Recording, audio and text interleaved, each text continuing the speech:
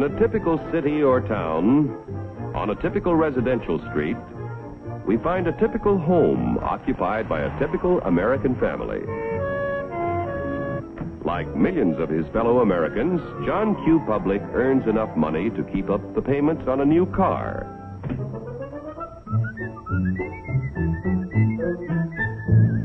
He takes great pride in owning a fine, new, long-term mortgaged home that was built to last a lifetime.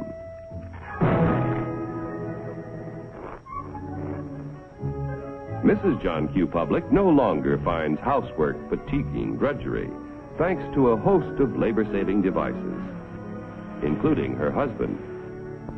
Mr. John Q., because of a 40-hour week, has the leisure to dream about his favorite sport. Darling!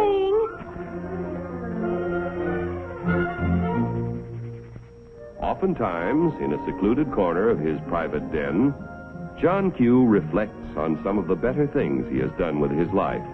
Insurance to protect his family if he is called before his time. Money in a savings account for emergencies, for summer vacations, and to help put John Q. Jr. through college. In spite of the high cost of being a husband and father, John Q. has a private little nest egg. His practical nature tells him it ought to do more than collect moths. Let's see, where did I put this thing? I know it's... common stock. Do I own any? I don't even know what they are. In that case, it might be a good idea to get a little information with a fellow who owns and operates a company that makes and sells oil drums. Each year, customers buy more and more from our... because he makes a better oil drum than his competitors. One day, customers demand more oil drums than the owner can produce. He figures it will take about $3 million to do the job. So he decides to form a corporation to sell shares in his business to raise the capital he needs. First, the owner goes to the state government to get a corporation charter and permit to sell shares in this business. Next, our friend goes to an investment banker and shows him the record of the oil drum manufacturing company's past performance and plans for expansion. The investment banker decides to help our friend sell shares in the corporation to raise the $3 million. However, before any shares in the corporation can be sold, certain information must be filed with the Securities and Exchange Commission in Washington. The investment banker and the owner must swear that the information they file contains nothing but the truth.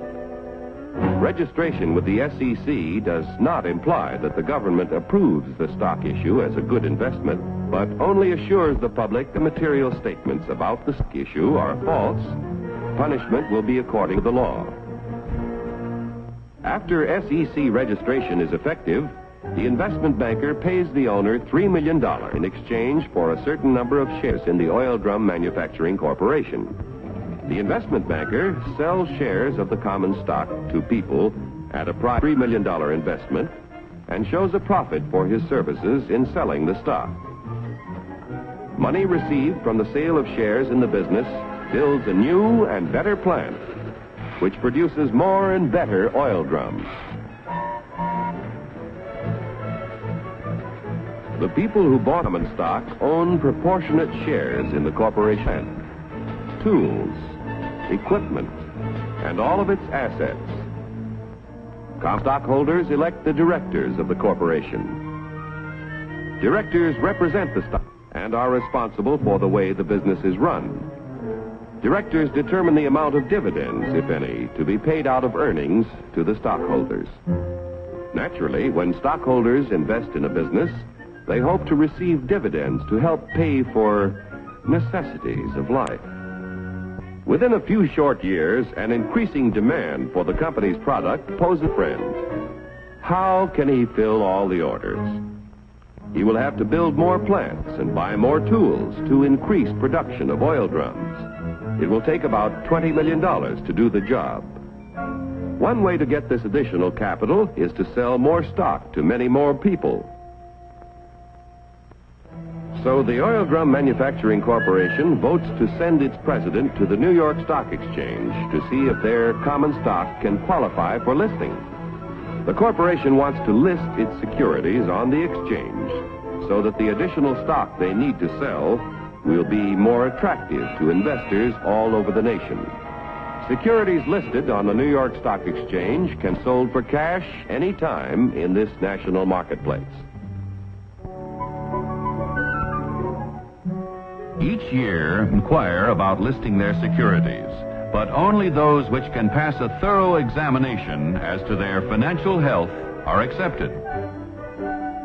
Calling the president of the Oil Drum Manufacturing Corporation. Calling the president of the Oil Drum Manufacturing Corporation. Report to examination room B. Attention all members of the stock list department. Report to examination room B.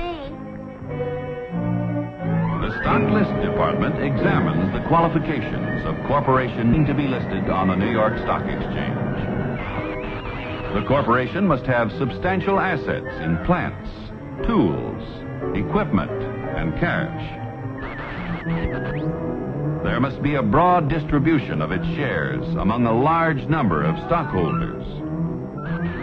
The corporation must show successful management and sales records and annual net earnings at the time of listing of at least $1 million. The proposed stock issue must meet federal, state, and New York Stock Exchange regulations. The corporation must agree to report to its stockholders at frequent intervals. If the examination by the Stock List Department indicates the corporation meets minimum requirements of the exchange at the time of the examination, the corporation's application for listing is recommended. The Board of Governors of the New York Stock Exchange finally approves the application and sees that it is made public. Extra, read all about it. Now that the Oil Drum Manufacturing Corporation stock is listed, its name is abbreviated for use on the ticker tape. Each time ODM stock or any other stock listed on the exchange is bought or sold, the ticker tape flashes all over the nation the price and number of shares traded. A buyer in Colorado wants to purchase some ODM stock. The buyer's broker in Colorado sees that the last ODM transaction was at $10 a share. The buyer could buy from 1 to 99 shares, which would be known as an odd lot. But a Colorado friend decides to invest in 100 shares, known as a round lot. The Colorado broker wires the order to his New York office. The buy order is telephoned to the floor of the New York Stock Exchange. It is given to the firm's floor partner, who becomes the representative of the buyer in Colorado. The floor partner goes to the post where ODM stock is traded. The representative of the buyer in Colorado bids $10 a share for 100 shares. But at the moment, there is no stock offered for sale at this price. In the meantime, however, in Maine, an ODM stockholder who needs cash decides to sell his 100 shares if he gets $10 a share. The Maine broker wires the sell order to his firm's representative on the floor of the New York Stock Exchange. This firm's floor partner, representing the seller in Maine, offers to sell 100 shares of ODM stock at $10 a share. The price of $10 a share is mutually acceptable, and the transaction is made. Like the cowboy in Colorado and the fisherman in Maine, investors all over the country use the facilities of brokers who are members of the New York Stock Exchange whenever they want to buy or sell stock of companies listed on this national market. Yesterday's savings financed the miraculous growth of our railroads, automobiles, airplanes, farm machinery, communications, electric light and power, textiles, and countless other industries contributing to a more enjoyable life. If a part of our savings continue to flow into industry, American labor, management, and capital can continue to build new tools and plants. Industrial expansion creates jobs for hundreds of thousands of young people who must find employment each year. A growing capacity to produce things which make life better in peacetime can be our greatest protection in time of war. When danger threatens, we can convert industry to produce the things we need to defend ourselves. Common stock investments have helped to make our country prosperous and powerful. Owning a share in American industry is like owning a share in the future of our nation. But remember, John Q., there is a risk as well as an advantage in owning any kind of property. So get the facts before you put your money to work.